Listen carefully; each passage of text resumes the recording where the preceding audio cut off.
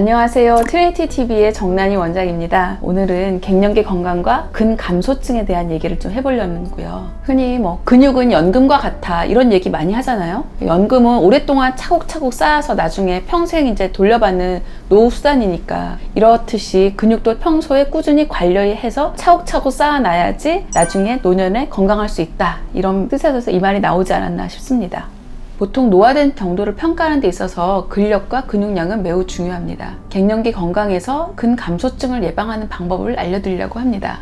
근육이라는 건 다 알고 계신 것처럼 고단백 저염식, 헬스장 가면 트레이너 쌤들이 맨날 드시는 거 있잖아요. 근력 운동, 유산소를 병행해야지 근육이 빠지지 않고 유지하고 관리가 되는데, 젊었을 적에는 사실 별다른 노력을 하지 않아도 점점 근육 매스는 한 30대까지 꾸준히 이렇게 피크에 됐다가 40대가 되면은 1년에 한 1% 내외에서 근육 소실이 진행이 되는데, 이 중요한 근육은 노화가 진행되면서 40세 이후에는 1년에 1% 내외에서 근육 소실이 진행되고요. 특히 여성 같은 경우에는 갱년기가 되면 에스트로겐이 감소되면서 유지해오던 근육량이 빠지는 현상이 더 가속화됩니다. 되게 슬픈 현실인데요. 달리 얘기하면은 40세 이후 그리고 갱년기 이후에는 예전에 하던 운동량 그 이상으로 운동 강도와 운동량을 늘려야지 예전과 같은 근육량을 유지할 수 있다, 이렇게 얘기할 수 있겠습니다. 환자분들이 물어보시는 게, 그러면 이게 근육이 빠져서 기운이 없다, 그럼 나 이거 근육 안 빠질 약이 있는지 막 물어보시거든요. 근데 안타깝게도 아직까지는 근감소증에 효과가 있다고 인정된 치료제는 없고, 가장 기본적인 식사와 운동으로 근육량과 근력을 잘 유지하는 예방이 중요한 것으로 되어 있습니다.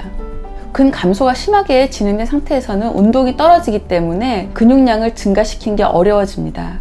쉽게 말해서 기운이 없고 근육이 없을 때는 운동량도 고강도로 올릴 수가 없고, 운동량을 늘리지 못하니까 근육도 잘 생기지 않는 거죠. 그러니까 근육량과 기능이 보존돼 있는 40세부터는 근감소증의 예방에 관심을 가진다면 건강하고 활동적인 갱년기를 보낼 수 있습니다. 그러면 근감소증 예방과 치료에 효과적이라는 식이와 운동, 그리고 보충제는 뭐가 있는지 알아보겠습니다. 첫 번째, 단백질 섭취를 말씀드리는데요. 근감소증의 예방을 위해서는 충분한 단백질 섭취가 필요합니다. 양질의 단백질을 섭취하는 게 필요한데요. 우리나라 그 단백질 섭취 권장량은 하루에 1kg당 체중 1kg당 0.8g입니다. 즉 내가 60kg의 체중을 가지고 있다라고 하면 하루에 먹어야 되는 단백질 양은 48g입니다. 하지만 나이가 들수록 소화가 감소하고 소화가 잘 안 되고, 그리고 단백질 섭취가 더 줄어드는 경우가 많아서 아직까지도 우리나라 60세 이상에서는 40%의 인구가 단백질 섭취가 부족한 걸로 알려져 있습니다. 따라서 갱년기 이후에는 양질의 단백질을 한 끼에 20g에서 30g 정도는 섭취하려는 노력이 필요하고요. 또 하나, 아미노산이 있는 건데요. 아미노산 중에 류신이라는 아미노산이 있습니다. 격가지 아미노산에 속하는데요. 류신을 근력 운동을 하고 나서 섭취하면 근육의 손상이 빠르게 회복되며 근육 합성에 도움을 주는 것으로 알려져 있습니다. 그래서 운동하고 나서 먹는 단백질 보충제 있잖아요. 여기에 들어있는 아미노산 중에 류신이 많이 들어있습니다. 류신은 소고기나 생선, 콩이나 유청에 풍부하게 들어있는데요. 그간의 많은 의학 연구를 통해서 류신을 포함하고 있는 단백질 섭취를 하고 저항성 운동, 근력 운동이 동시에 이루어진 경우에는 근감소를 예방하고 근력을 증가시키는데 가장 효과적이었다, 이렇게 많이 보고가 되어 있고요. 아까 고단백 식사를 말씀드렸는데, 내가 식사로 단백질 섭취를 잘 못하고 있다, 이런 경우에는 보충제를 이용하는 것도 생각해 볼 수 있겠습니다. 두 번째로는 저항성 운동이 있습니다. 근감소증을 예방하기 위해서는 꾸준한 운동이 중요한데요. 그 중에서도 저항성 운동이 필요합니다. 저항성 운동은 근력 운동, 무산소 운동이라고도 부르고, 근육이 수축한 상태에서 잠시 정지하여서 근육의 최대 긴장 상태를 유지하는 운동을 말합니다. 쉽게 말해서 웨이트 트레이닝 같은 거죠. 노화로 인해서 감소된 근육에서 근섬유가 두꺼워지고 섬유의 수를 늘리는 것으로 알려져 있기 때문에 근육을 증가시키는 데 굉장히 효과적입니다. 특히 갱년기 여성에서 중요한 근육은 코어 근육이라고 해서 허벅지, 엉덩이, 복부, 이쪽인데요. 우리 몸 근육의 4분의 1 정도는 허벅지와 엉덩이에 몰려있기 때문에 이 부분에 근력 운동을 꾸준히 하게 되면 많은 효과를 볼 수 있습니다.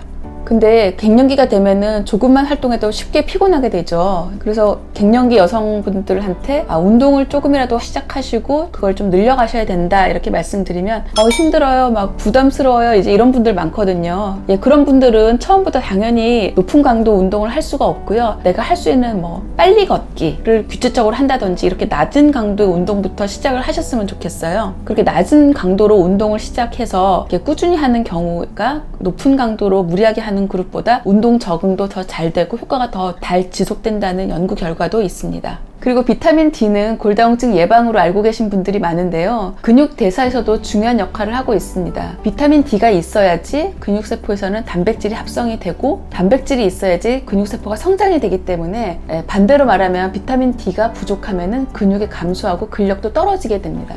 비타민 D는 주로 햇빛을 쬐고 나면 피부에서 합성되는 영양소이고 우리나라 사람들이 야외 활동을 적게 하시는 분들이 많아요. 그리고 자외선 차단제도 많이 사용하고 우리나라 사람들을 대상으로 한 연구에서 보면은 비타민 D가 부족한 경우가 90%에 달하는 연구 결과가 있습니다. 그러니까 사실 10명 중에 9명이 부족하니까 대부분 부족한 상태라서 궁금하면은 병원에서 하는 혈액 검사를 하면은 내가 비타민 D가 부족한지 충분한지 쉽게 알 수 있습니다. 보통 10나노그램 per 데시리터 이하는 심한 결핍이고 10에서 20나노그램 사이는 결핍, 21에서 29 사이는 상대적으로 좀 부족하다, 30나노그램이 넘으면 충분하다 이렇게 되어 있기 때문에 궁금하신 분들은 병원에 내원하셔서 비타민 테스트를 하시고 식사를 변경시키던가 잘 되지 않을 때는 보충제를 쓰시는 게 좋을 것 같습니다. 비타민 D가 많이 들어있는 음식은 해조류나 버섯이나 천연식품에 많이 들어있는 걸로 되어 있고요. 당연히 일조량이 많아지면 비타민 D 혈중 레벨은 올라갑니다.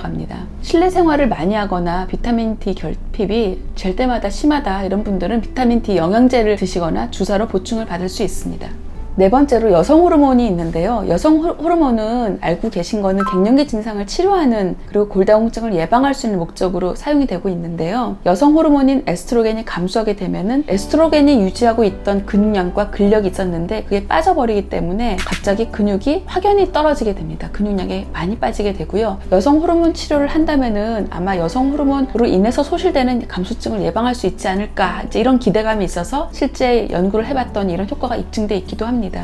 우리나라에서 한 연구인데요. 4,000명이 넘는 폐경 여성을 대상으로 한 대규모 연구에서 여성 호르몬 제제를 복용한 여성이 복용하지 않은 여성에서 비교해서 봤을 때 근육량이 많고 근감소증 발병이 줄어든 것으로 관찰되었습니다.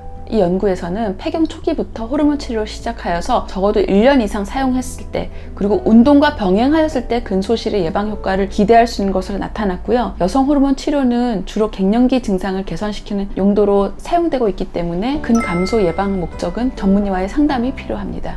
네, 지금까지 여러 가지 얘기 드렸는데요. 얘기를 좀 정리해 보겠습니다. 첫 번째, 근육은 노화가 진행되면서 40세 이후부터 생기는데 갱년기 여성에서는 근소실이 가속화된다. 그리고 두 번째로는 근감소증을 예방하기 위해서 고단백 식사와 정기적인 운동이 중요한데요. 특히 엉덩이와 허벅지의 힘을 기르는 근력 운동이 추천됩니다. 세 번째로 근소실을 예방하는 영양제로는 비타민 D가 추천되고 근육세포를 성장시키는 효과를 기대할 수 있습니다. 마지막 네 번째로요. 여성 호르몬 치료를 1년 이상 지속하는 경우에는 복용하지 않은 경우보다 근소실을 예방하는 효과를 거둘 수 있기 때문에 여성 호르몬 치료도 고려할 수 있겠다. 이렇게 말씀드릴 수 있겠습니다.